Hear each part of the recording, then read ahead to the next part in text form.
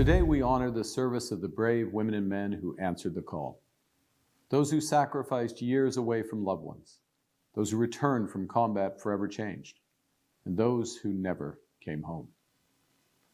In an increasingly dangerous and divided world, remembrance is also vigilance.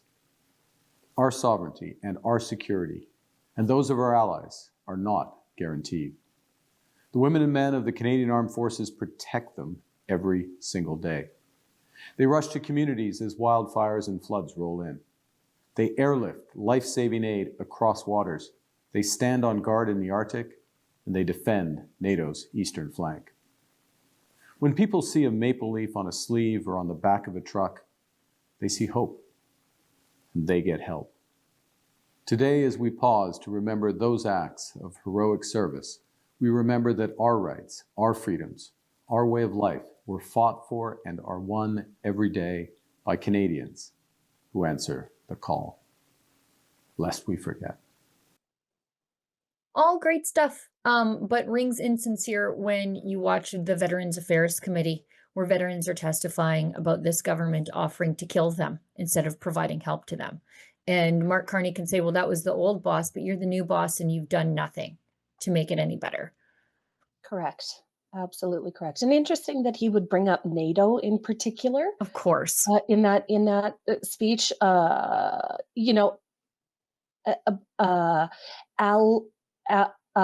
up the relationships that he's desperately seeking in Europe and prioritizing those relationships. Real interesting that he would bring that up at this time. He just had to make it just slightly political. He just couldn't leave it alone. On the flip side, let's go to Pierre Poilievre, who should be our prime minister, but is not.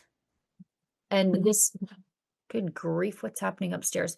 This is a truly prime ministerial message from Pierre Poilievre. He writes, today, more than a century after the guns fell silent in Europe, Canadians across the country and around the world pause to reflect. Our military history is as brilliant and storied as Canada itself, from simple farmers defending their homes at Queenston and Ridgeway, to the tenacious resolve of our forces in the world wars, to those who upheld our nation's honor in Korea, in Afghanistan, and on peacekeeping missions across the globe. It is a legacy of professionalism, duty, and courage, of sailors, soldiers, and aviators giving their all and often their lives for a common cause, a story of adversity, struggle, and triumph. For generations, we have marked this day with prayer, gratitude, and most of all, remembrance, because as proud as our history is, we know the high price at which these victories came. This and every Remembrance Day, we thank our veterans and present-day military members for their service on sea, land, and air, and we honor the memories of all those who fell in our nation's war. May we all, in our own small ways, carry on their selfless spirit, lest we forget. That was good. That was great. Nice, beautiful messaging. Beautiful messaging. Yes. Yeah. And yet, Joe Warmington was at the Remembrance Day ceremony in Toronto. And this one's going to drive you right off the rev limiter, Lise. Because they gave a land acknowledgement and then a reminder of slavery on Remembrance Day in Toronto. These people just can't help themselves. Let's watch. I'm so glad Joe was there. Philip, I'm Chief of Protocol. I wish to invite cadets, Flight Sergeant Minyalov and Warrant Officer 2nd Class Rainford, to share the land and ancestral acknowledgement with us.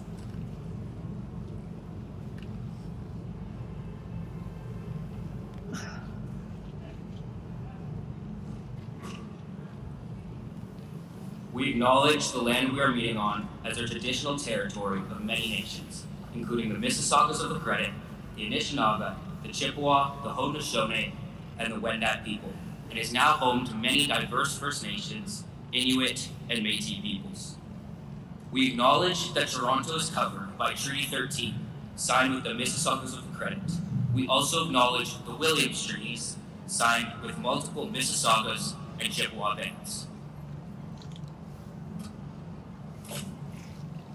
We acknowledge all treaty peoples, including those who came here as settlers, as migrants, either in this generation or in generations past, and those who came here involuntarily, particularly those brought to these lands as a result of the transatlantic slave trade and slavery. We didn't have slavery. What? Are people yelling at them? I hope they are. It sounded like it in the background. And thanks so much for Jill Warmington for catching that and bringing this to our attention. Land and ancestral acknowledgements. So we are building off of the bad idea of land acknowledgements and then lumping in ancestral acknowledgements and then adding slavery, which Canada PS didn't participate in, at an event that is to honor our war dead. Like who approved this agenda? They should be fired. They should be fired. Olivia Chow, of course, of there's a Gaza genocide fame, right? And who refuses to go to Jewish cultural celebrations in Toronto for fear of offending the Hamasniks who run wild in the streets every single week. They're, I mean, imagine being there with your Korean War vet grandpa. He's 89, 90, 91 years old. He's struggling to get through this, you know, just to last, to get through this. This is physically trying on the older veterans to get through these ceremonies. And they got to sit through a land acknowledgement and a public shaming for slavery that we didn't participate in. Yeah, that's exactly outrageous. Yes. Outrageous. Egregious. Yes. Your grandpa was a great man. He fought for the freedoms and rights you hold in your hand. Never take them for granted. Keep your freedom passport close. Remember, son, Grandpa did this for you. Know your rights. Know your freedoms. Get your freedom passport today. And then, but don't expect anybody in the federal government to do the right thing by our veterans. I mean, I pointed out how they're treated at the current Veterans Affairs. And the Veterans Affairs Minister, she says that she respects the independence of the court in the poppy ban decision. So Veterans Affairs Minister Jill McKnight, who looked like a deer in headlights when she was asked, how many veterans has your homelessness program actually taken off the streets? She was like, and then how many veterans has your veterans employment program actually rescued from unemployment? She didn't know, but she sure has an opinion on a Nova Scotia judge banning poppies from his courtroom. So, and again, it was a hypothetical example, just like the child abuse image decision from last week, which was a hypothetical, you know, what if somebody who is 18 had pictures of his my underage girlfriend on his phone? You know, we need leeway to deal with those people as if that's actually the going concern. And so that ruling, based on a hypothetical situation that didn't exist, struck down the mandatory minimum sentences for people who have child abuse images.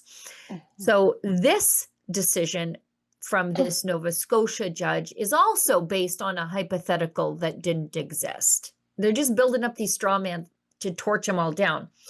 The judge, earlier this week, the heads of Nova Scotia's Supreme and provincial courts expressed their support for judges who ban court staff from pinning poppies on their robes during proceedings.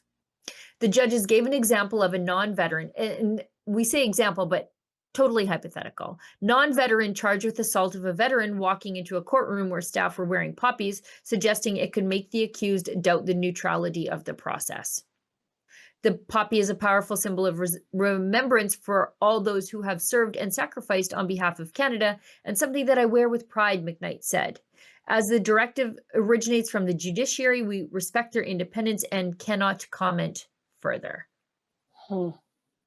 It's crazy. Interesting. For a judiciary that's suffering from reputational management problems, this is just another example of how wrong they're able to get it within their cloistered circles. From Minister Jill McKnight here, her message couldn't be more different from Premier Scott Moe, who tweeted, in 2023, our government passed the Saskatchewan Remembrance Observance Act to ensure all employees are able to wear a poppy in the workplace if they so choose from November 1st to November 11th. While the Court of King's Bench has jurisdiction to determine appropriate attire, our government feels wearing a poppy shows respect to our service members who have defended our nation's freedoms and system of government and continue to do so today, and therefore should be allowed in the courtroom. Amen, Premier Scott Moe. Amen. Well, and I just dug up this post from Frank Caputo, who's a Conservative MP, who was a lawyer who made arguments at the Supreme Court. And he says, I wore my poppy always, including in the Supreme Court. When I gowned, I even saw a judge or two wear one. We have freedom to be governed by the rule of law rather than a tyrannical state because people shed blood for our country. We should never forget this, including in the courtroom. Exactly this. Exactly this. Yes. It just goes to show you the capture of our current judicial system in Canada, that they would get something as simple as this wrong. Yeah, I think Aaron Gunn had a post about it too. I'm just trying to dig it up. He says, okay, I found it. I'm just going to put in the chat, Olivia. Aaron Gunn, Conservative MP from BC, says the poppy is not a political statement. This is another ridiculous and dumb ruling by a Canadian judge. Yeah. It's nice to hear the Conservatives talking like this, actually. Like it's just a little bit of truth spicy. Goes a long way. Yeah. He says the poppy is a symbol of remembrance and respect for those who served, sacrificed, and continue to represent Canada in uniform today. It transcends politics, partisanship, and ideology, and it has done so for over 100 years. Most importantly, the poppy is a reminder for all those who came before us, a reminder of all those who came before us, who sacrificed so much for the freedoms and prosperity we enjoy today, lest we forget. It's exactly it. It's exactly it. The only people making this political are crazy people. And I guess we're including judges in that now. Agreed. Ideologically captured people who believe that the poppy is a symbol of, some sort of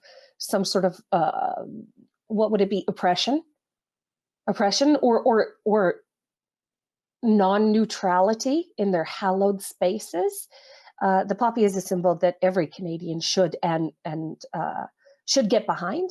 And, I just think that any judge that suggests that the poppy is anything other than a symbol, an enduring symbol of Canada's freedom, is displaying the exact reasons why they shouldn't be a judge.